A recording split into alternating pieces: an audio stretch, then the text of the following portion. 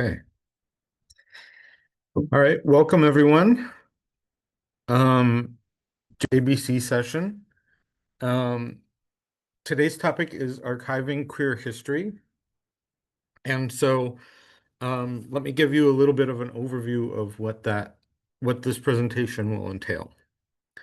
So we'll be discussing generally many ways in which queer history has been collected and preserved by archives. Under that umbrella, we'll discuss the difference between archives in a museum or institution and a community archives. We'll touch briefly on the concept of archival silences. I do have briefly there. This is one of the more philosophical points of the presentation. So if we need to spend a little more time breathing with it and getting into it, we can, but that'll be touched on. And then we'll take a look at some examples of archives and archivists who are expanding the ways we think about archiving and how we interact with archives and history. And finally, we'll touch on the importance of oral histories, as well as some of the problems with oral histories that could arise. And we'll discuss some ways that we can create our own community archives and why that might be important. So, first of all, what are archives and why are they important? You'll notice there that archives is written with a small a. So usually when you see it written with a small a, sometimes in the singular, this refers to the records themselves. So these are things like letters, reports, accounts, minute books, draft and final manuscripts. This is a longer list from the Society of American Archives. And these are American archivists. And these records are kept because they have continuing value to the creating agency and to other potential users. They are the documentary evidence of past events. They are the facts we use to interpret and understand history. If you look a little bit, if you think a little bit more critically about this definition, and we'll get into this in the next slide as well. Um, um, what was I going to say? Um, oh, so you'll notice that it says continuing value to the creating agency and to other potential users. So this gets to a point which we'll sort of get into, which is the power structure of an archives. If we're thinking about institutional archives, which I'll talk about in a minute, we might start noticing that there's this creating agency, this overarching agency that's creating the archives, and then users are coming to the archives, sort of a top-down approach. Um, this quote from the Society of American Archivists gets at a little bit of why are archival records valuable. I just included this so we can see that they're often used to strengthen collective memory and protect people's rights, property, and identity. But the second part of this quote says, Native Americans may use archival records to establish legal claims to land and privileges guaranteed by federal and state governments. And there's some other examples here, but I also want to mention sometimes records established by Native Americans themselves might not be recognized by archival organizations if they are not what we might consider typical westernized, um, sort of stereotypical records or documents, such as like oral histories or things like that, or things from the oral tradition.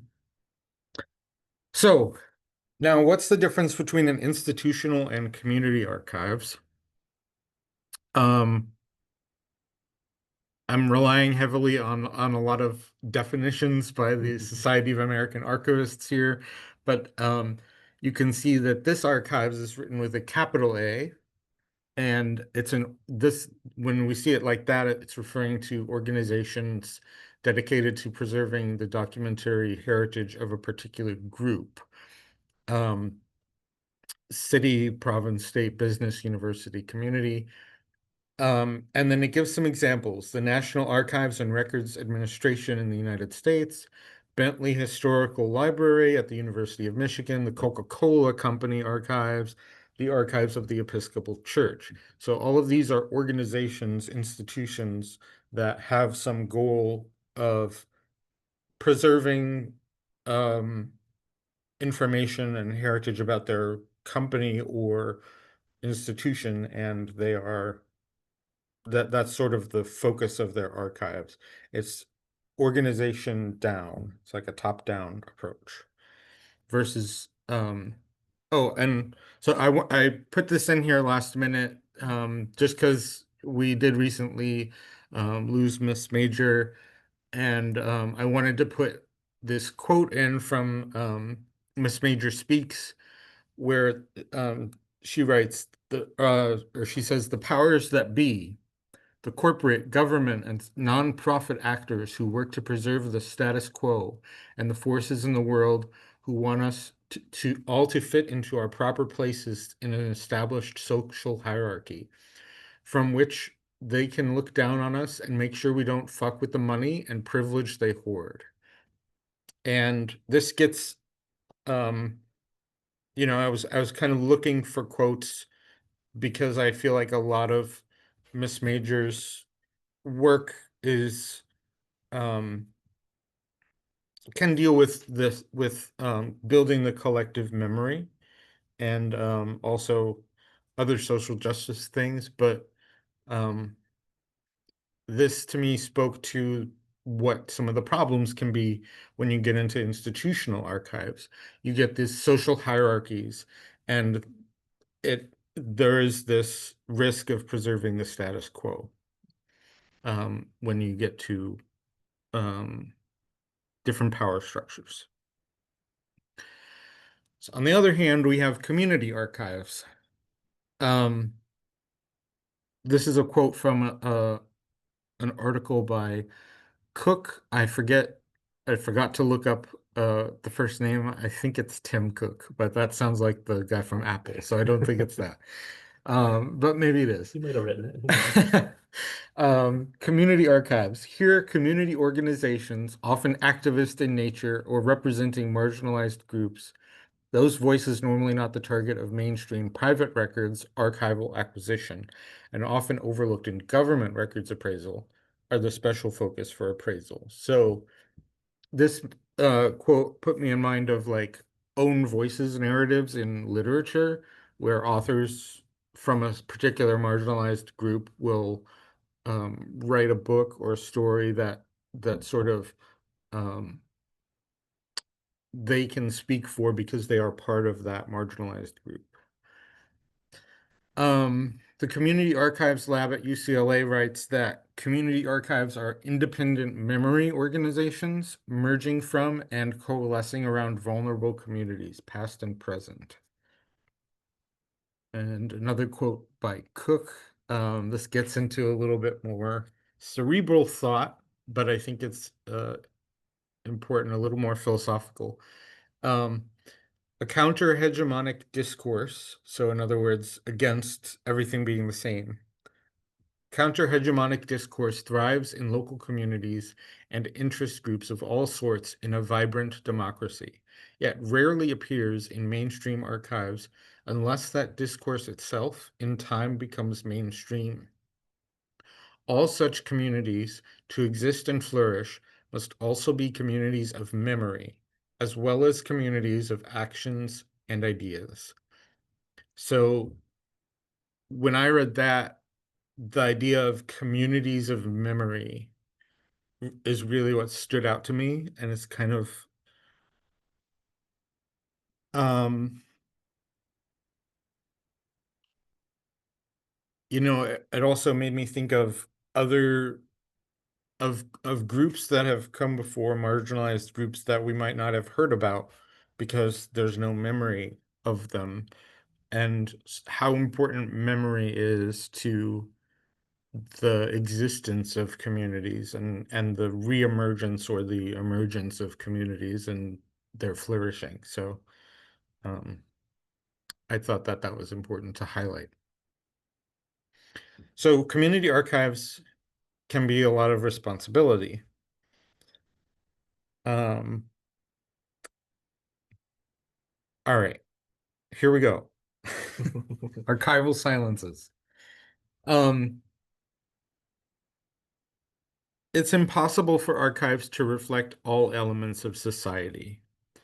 So if you think about just on a like the level of the space that archives take in a building, um, even though some archives might be digital, they still take up space, and you have to, um, not all elements of society can be contained in a limited space. We are living, societies and cultures, and that is extremely complex and it can't be represented in the archives in every single way. So that might seem obvious, but yeah, I think it's important to recognize. So these are spaces of power because of that. They're not neutral places. What is included and what is excluded leads to inevitable distortions, omissions, erasures, and silences, which haunt every archives and can compromise societal memory. So when you start making those choices about what to include and what to exclude, you can distort what is seen in the future, looking back. There's a quote here from Carter: "The powerful in society are typically aligned with the state and its apparatus." Think back to that Miss Major quote from before. Such as the military and the police. Powerful groups in society include certain racial, ethnic, and religious groups, the wealthy and the educated. The powerful can be and are defined by their gender and sexuality. They are not necessarily a part of the majority in society, but rather can exert an influence that outweighs their numbers. These powerful groups create the records that will eventually enter the archives and use their power to define the shape of the shape an archives takes. So this is thinking more about the institutional archives, but um, yeah, I'll just leave that there. So there are different types of silences. There are forced silences. For example, suppression of marginal or opposing statements. Um, I'm using the word statements here, but it could be objects, records, whatever word you want to plug in there. Um, so sort of the idea of like either you withdraw your statement or you will not be able to speak. And then maybe it's not that explicit, but it's uh like a forced decision. There's also silencing of speech without authority. So a group lacks power, so their statements are ignored or denied a place. Um, the silencing of alternative record-keeping traditions. So I mentioned before with Native Americans. Here I have indigenous groups, so ignoring documents of indigenous groups because they don't conform to Western ideas of records. And then we have an interesting one, which is asserted silences. This is the subverting of oppression by asserting silence as a means of retaining power. So this took me a while to sort of wrap my head around when I saw this idea, but I think it's interesting that, and it sort of connects back to the community archives idea of here we have these records, they are our records, we are empowered, and we have power to do what we want with them. It's not power over other groups. It's power. It's sort of an empowered standpoint of like we can make the choices of what happens to these records and where they go and how they're used.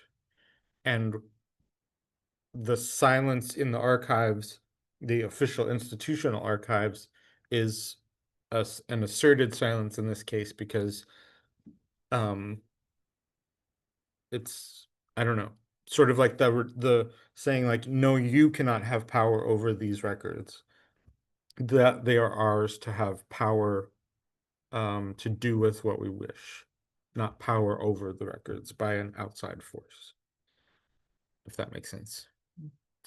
So it's only in the awareness of silences, gaps in the record, in the archives, that we can remedy this by inviting the marginal in and being aware of biases.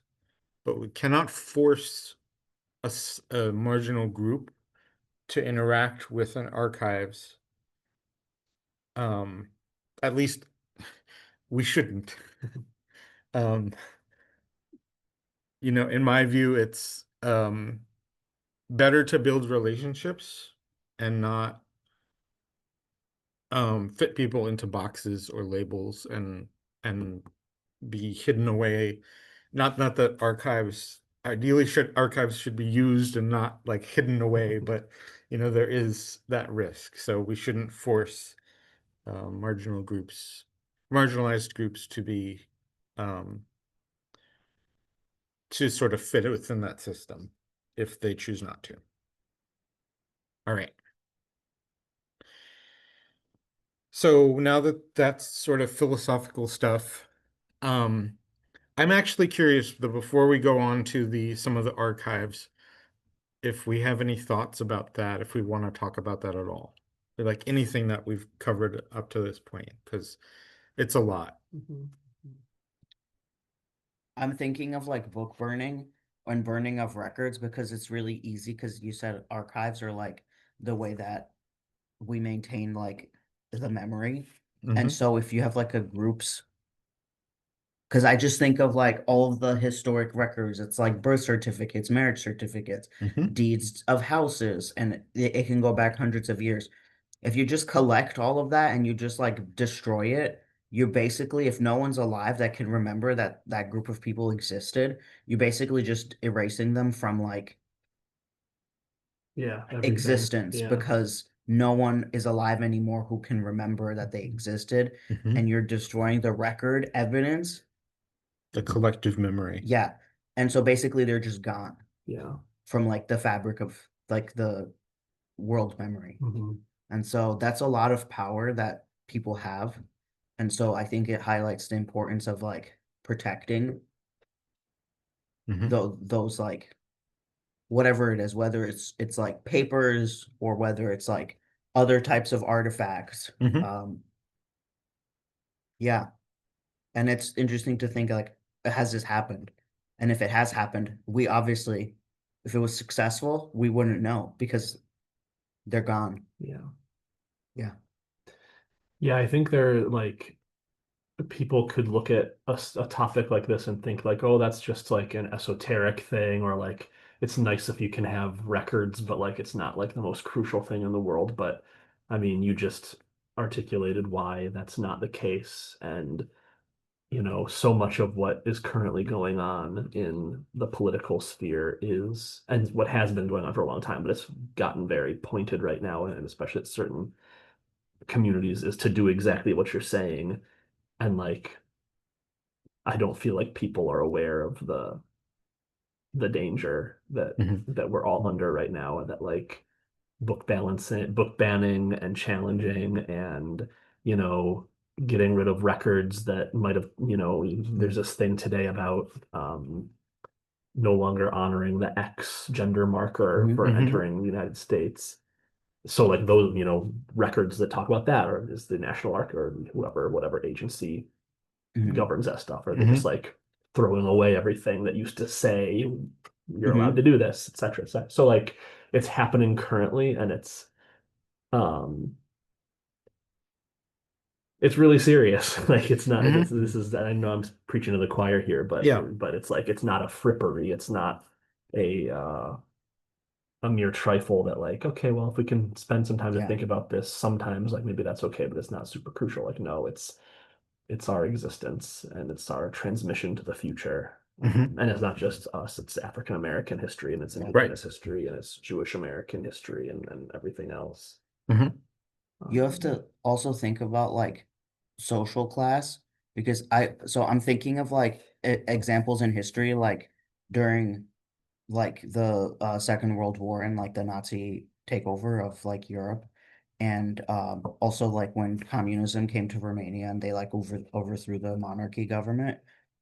If you're someone who's like not super well off and can like flee and start a life somewhere else, like what's to stop the government from just coming in and saying, show me the deed to your house, and it shows that you own it and they just like destroy it and then and you're like, well, that's no, this is my house, and they're gonna be like, no, it's not. Yeah, How do you prove it? absolutely. And that's how they were able to take so much and steal so much from like the Jewish people. Mhm. And once the war was over, if that's like gone, how can they possibly, Yeah. you know, sometimes a record is so crucial, like a birth certificate. Yeah. It proves your citizenship in a certain country. It shows who can vote in some cases. Yeah, and it's different now because we live in like a more modern time, but like I'm just thinking about my own birth certificate. So I have a foreign birth certificate. I have a copy of it. My mom has the original. If the original gets destroyed, like where is there another copy? Is there a copy somewhere in like a old building in Romania? Like Yeah. is that how I would go about Right. getting it if I needed it for anything? Mhm. You know? And it's like we're of an age where I feel like there are some records where that could be a problem. Like if technology were to fail, there's only certain amount of copies of like the paper record. If the paper records are gone, they're gone.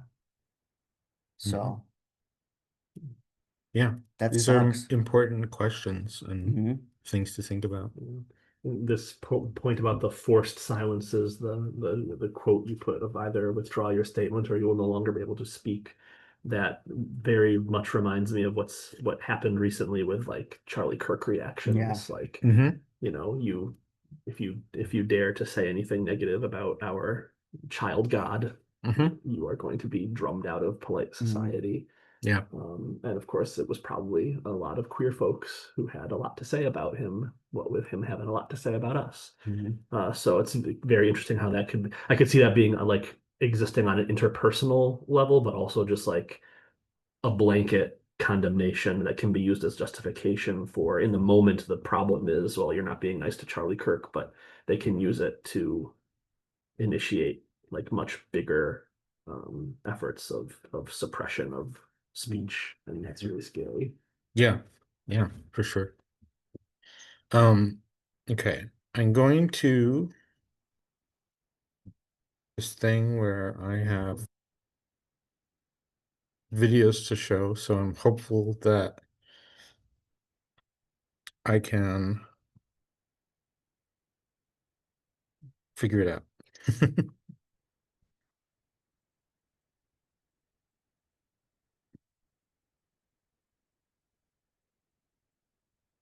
Okay, so I do that. And then I'm going to go back to here.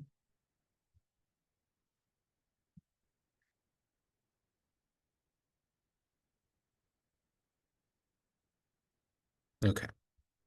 So the first archives that I wanted to focus on was the Invisible Histories archive. This is in the southern United States. And I'm going to show a video from their website here that discusses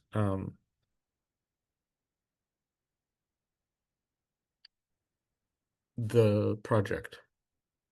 The Invisible Histories Project is a 501c3 whose goal and mission is the location, preservation, and access of individual LGBTQ history in the American South. We're not a traditional repository, so we don't have a big building somewhere with a bunch of archives. Instead, we're an intermediary between resource institutions like universities, libraries, museums, and archives, and LGBTQ individuals and organizations. Queer Southern people do not have access to their history. Less than 17% of K-12 and higher education students have any access to queer history.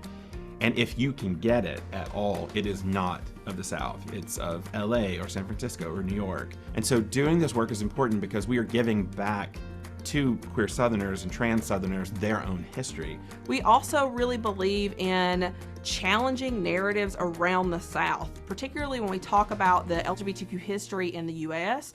We either omit the South or we think of the South as a cautionary tale, a place where, LGBTQ people can't survive, much less thrive.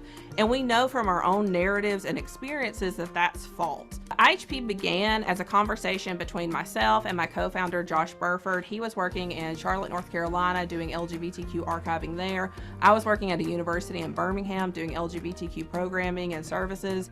Megan came up to me and said sort of casually, hey, do you think that we might be able to do this project, but on a much bigger scale in Alabama? And I said, sure. By February 2018, Josh had moved back to Birmingham and we were officially collecting. We're looking for pretty much anything that is related to a queer trans person's life or their organization that they're a part of. We don't want people to get bogged down in trying to figure out the specifics. We want people to contact us. We'll talk you through what we're looking for, and we'll even help you go through your materials to figure out what is archivable and what it probably isn't. The last thing that we do with the material is exhibiting. We want the materials out of the boxes and in full view of the public, because again, it really is about like someone seeing an object or reading a newspaper and going, oh wait, I have this one photo of the only gay bar in Mississippi that they ever went to. And inspiring people to think about their own connectivity is really an important part of how we use the material. You can find us at invisiblehistory.org, on Instagram and Facebook at Invisible Histories Project, and on Twitter at IHP South.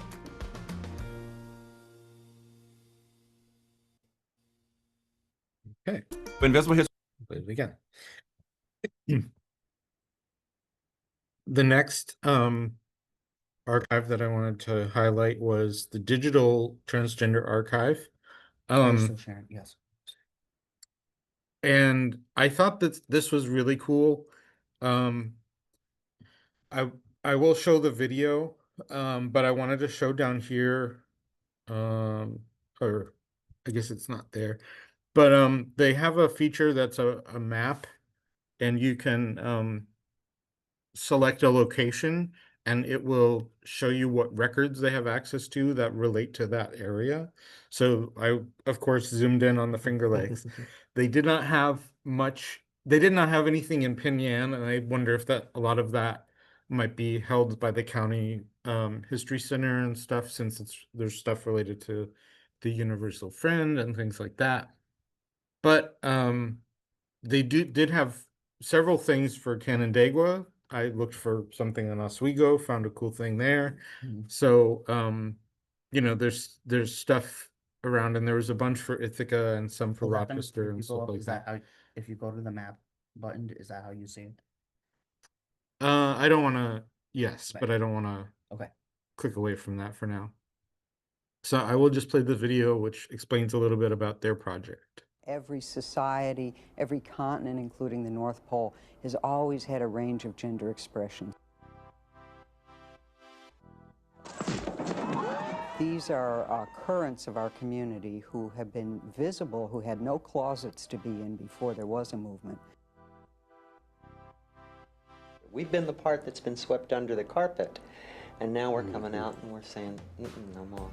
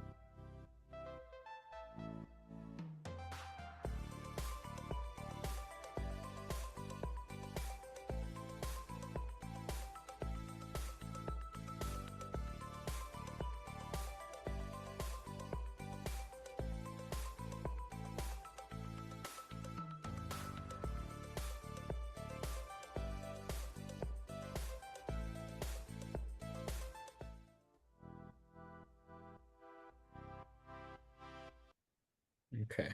So, one thing you might have noticed about this and the previous is that there's a lot of interconnection between the archive itself and like other organizations. So there is a little bit of institutional connection there. Some other archives are a little less like that. And the next one, which is located in New York, is one of those, which is Lesbian Herstory Archives. And I will show you a video about that now.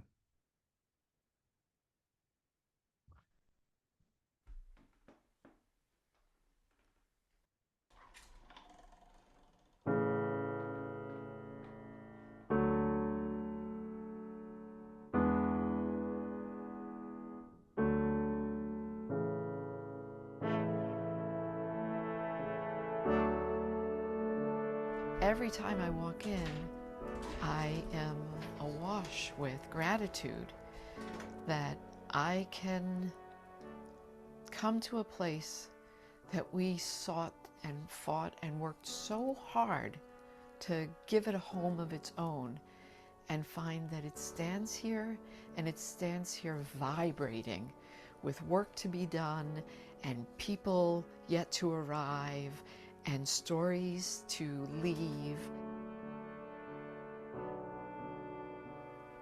It's an honor and a privilege every single time.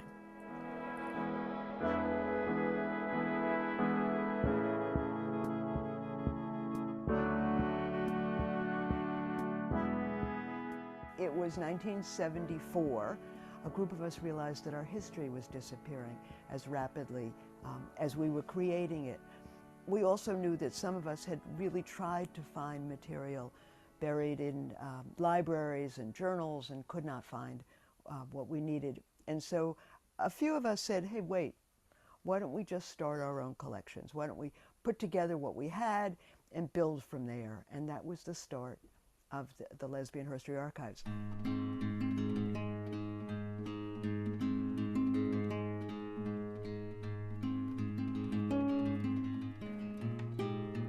Luckily, Joan Nessel lived in a larger apartment on the Upper West Side. And so she said, why don't we set it up in the little back room behind the kitchen? And so we did. The energy was incredible. The energy was high. People walked in less to do research and more to find a space that was a home.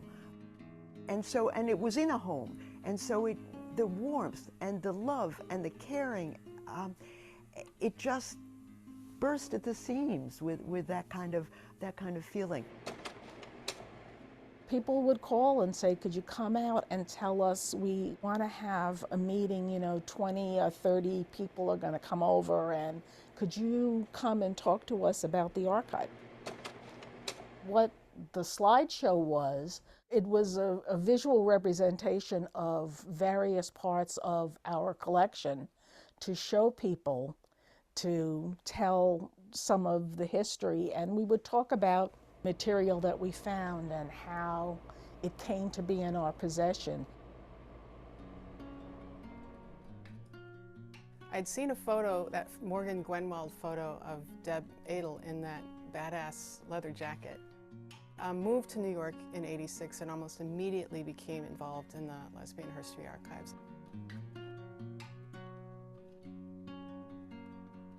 It took me several months to venture back to Joan's bedroom area, but when I finally did, to retrieve something, it was clear that the archives had invaded the bedroom as well in a serious way.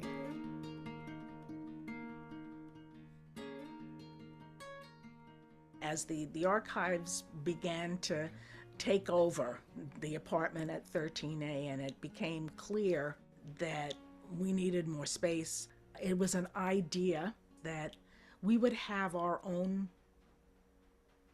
building.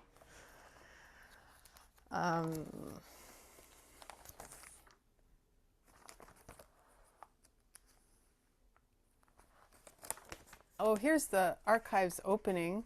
There's some folks there. It's JP and Sam.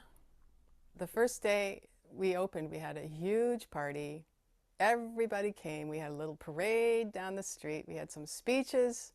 We paraded down the edge of the park and back, and then we had tour after tour after tour, people just streaming in here. And I think that's what's interesting about the archives and what's magical. It's not necessarily even the number of people, it's that everyone who comes here, in my experience, is having a very significant moment.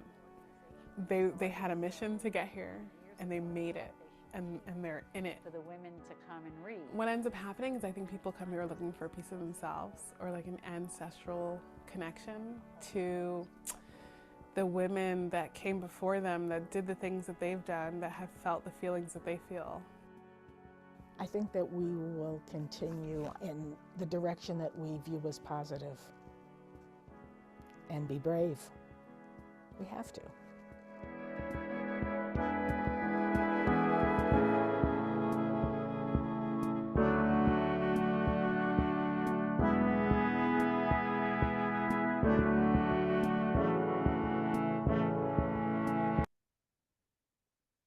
Okay, so that's a little bit of a different look at what I would consider more of like the more pure community archive, where it started from the bottom. I think the other two did as well, but they have more of the community, or more of the institutional interconnectedness, which is just a different way of doing it. And then last, I'm going to show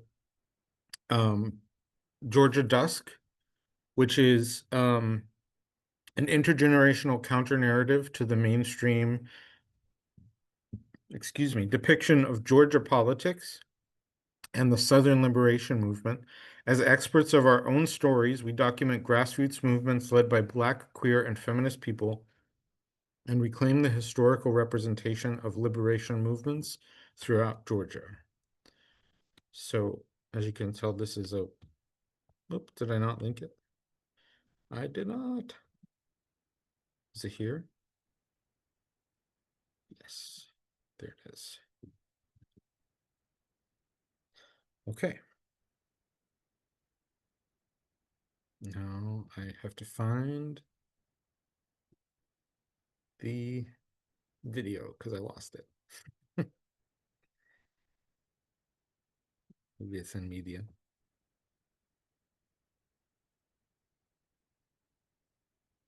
Nope.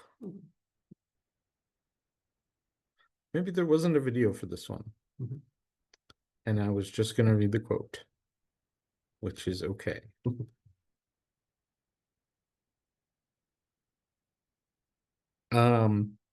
So they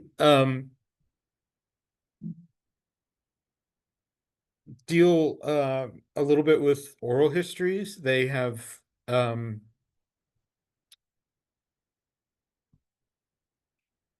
it says this project is aimed to flip the traditional authority that researchers typically have in the field of oral history and empower narrators as collective owners to use the oral histories to build their knowledge and capacity as activists. So I wanted to highlight them because I think they get a little bit, that sentence gets a little bit at the next subject, which is oral histories.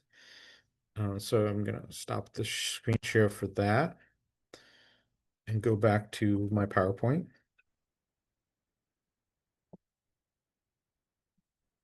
Okay.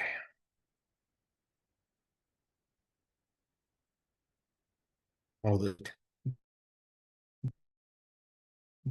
okay. So while many may look at oral histories as vital records, and just sort of leave it at that, there are some who are looking at oral histories in a new light, which shows that there can be issues if care isn't taken. And as I read in that quote that I just read from the website, the Georgia Dusk project focuses on empowering the narrators. So I'm going to use the word narrator a couple times, and what I'm referring to there is the sort of the interviewee. So that you have the interviewer who's asking the questions often, and then the interviewee is responding with their personal experience, which is then documented in the oral history. So Jody Boyd, for instance, writes about the experience of participating in an oral history project. Jody Boyd is academic, and so this was a experience which sort of opened them up to beginning to look at the narrator experience in a different way. And it gets at the question, who gets to talk and who gets listened to? And Boyd writes, I began to think that rather than having been given a voice, I had instead been packaged. So I think what she's referring to there is this idea that sometimes oral history projects might have a central goal, and the person participating might sort of be fit into whatever the goal of that project might be, rather than having the narrator drive the experience and actually be a full representation of that person. So another way to think about it is that power imbalances could be there, and that they could be corrected by shared authority perspectives. So as long as we're not paying lip service to that idea of shared authority, shared participation. And this part is a little jumbled, so I'm probably jumping all over the place here, but responses to an oral history project can become shaped by what the narrator views is the scope of the project, which I just mentioned before, and it can limit their responses. So while centering the narrator's experiences can be empowering, power structures can inhibit criticism of the process. And Boyd writes again, once the interview is over, that recorded encounter becomes a document or text collected for the use of research, and that is the end of your role as a narrator. So if you are participating in a sort of official oral history project, there's the potential that power imbalances, maybe internalized homophobia, perhaps a skewed view of what your role is as the narrator. All of these things can affect the end result, the record. And then we also have the question of, to what use will records be put after they are sort of created? So all of these things are, I think, important to think about. None of them are easy to navigate. I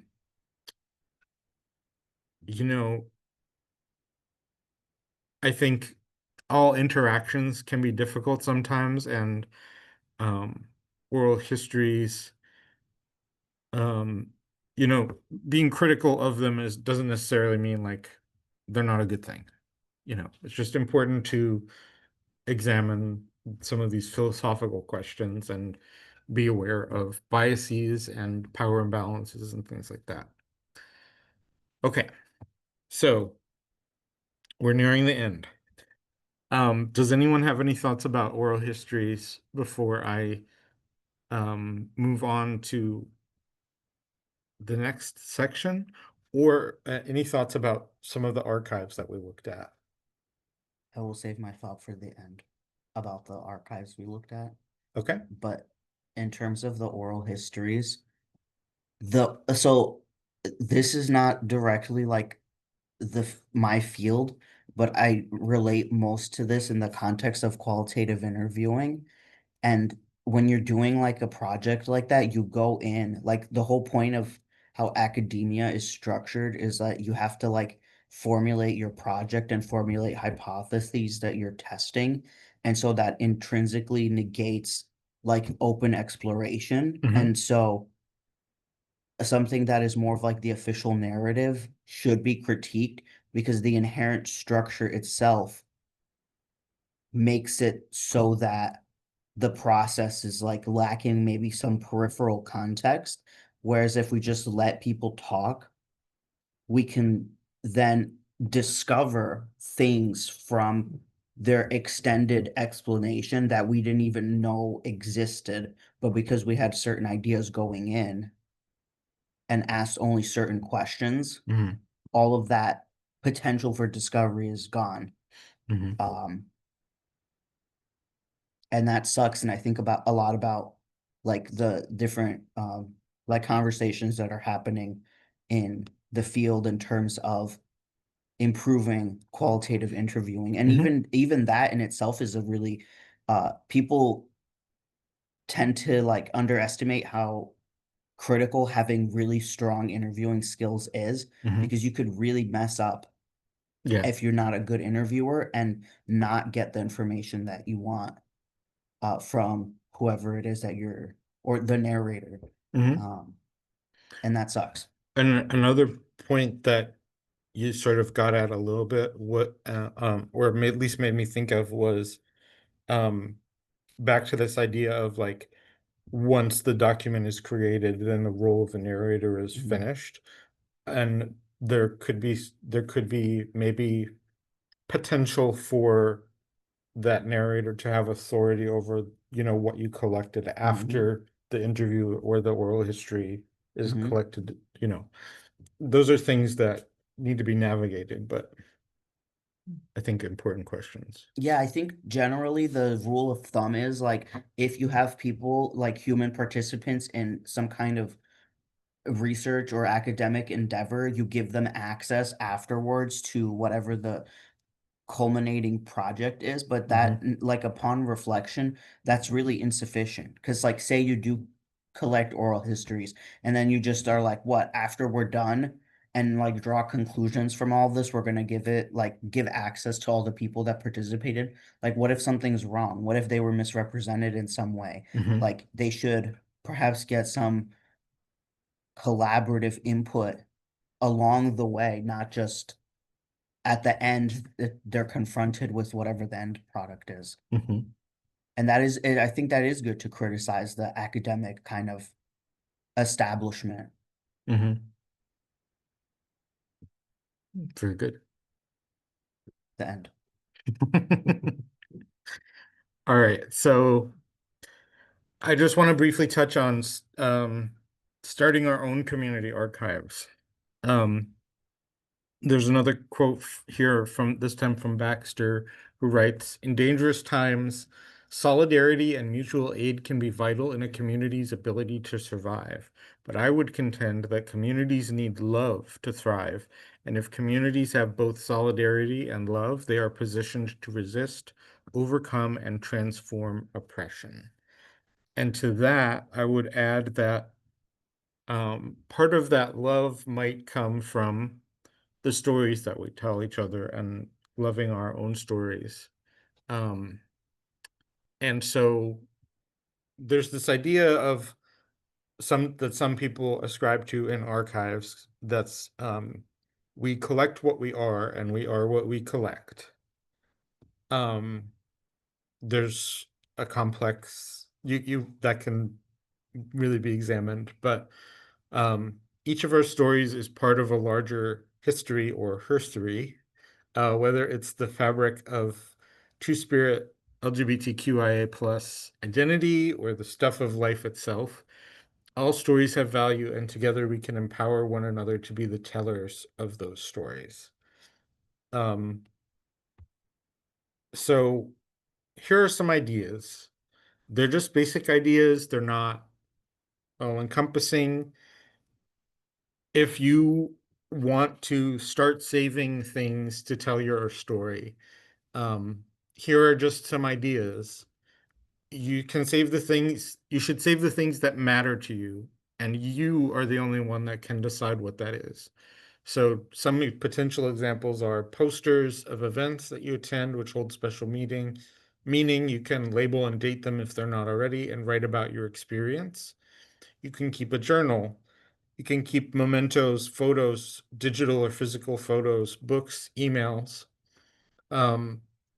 So some questions that you might consider in that are, what is the stuff of life that means the most to you? What are you passionate about? What sparks joy, if we're going to go Marie Kondo? And these are all just sort of things to kickstart your thoughts on that. It's a continuing conversation, and one that I hope we keep having as a community. So these are my references. In case you are dying to read more of T. Baxter or T. Cook. Maybe it is Tim Cook. And that concludes the presentation. Thank you. Very good. Did you have a thought, Charlie, on Are we still the being archives? We are. Okay, maybe I'll save my thought. For not to be recorded. It's during a this bit section. bleak, Oh, my thought, so I don't want to like. Yeah, I Would you don't wanna like me bump to people stop out. the recording? No, we can have. we don't have to have like the off the cuff stuff recorded. Let the future know that things are going to pass here that you will never know about. There will be a silence in the archive. Unless I write about it in my journal tonight. Yes, exactly. There are alternate ways to preserve the memory.